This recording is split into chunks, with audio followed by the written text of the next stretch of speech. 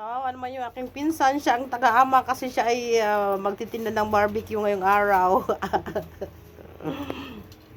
Umpisa na po namin mag-ihaw ng aming ulam kasi medyo late na. Ano oras na ba? Yan, one by one.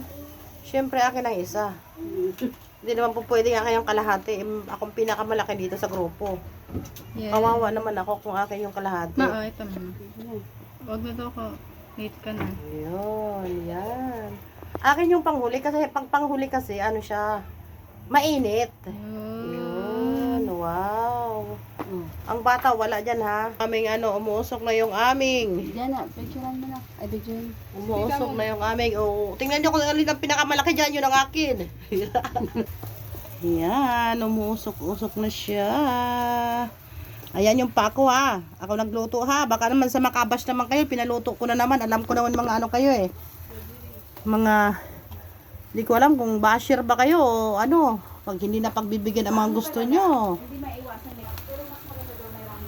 Hindi porket marami may nagluluto kami ng ganito. Yan na kami magchat na ganda ay pahingi ako ng pera. Akala mo naman sa aming bangko.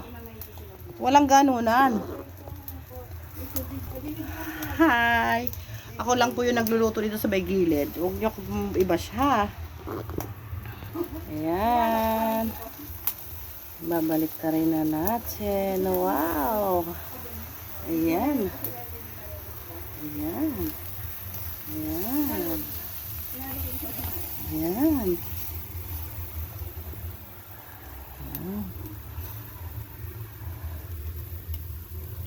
Madilim lang dito sa amin, pero at least nakikita ko pa rin naman eh. Whoops, hindi to pulutan. Ito ay aming pangkonsumo lamang, pang tanghalian. Minsan lang naman to sa sa loob ng isang taon. Isang beses lang to. Kasi every 3 years naman ako nauwi. So, every 3 years lang ako nakain ito.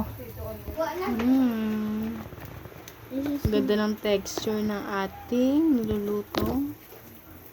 Ang ating iniihaw na karne. This is aliempo. Yan. Kita niyo yun guys. Ang ganda ng texture. Siyempre maganda nagluluto, Diyos ko. Ay, makita mo naman Hindi ang tayo aking attire. tatanggi. Talagang pang-ihaw talaga. Hindi nyo carry. Naka ka man ate.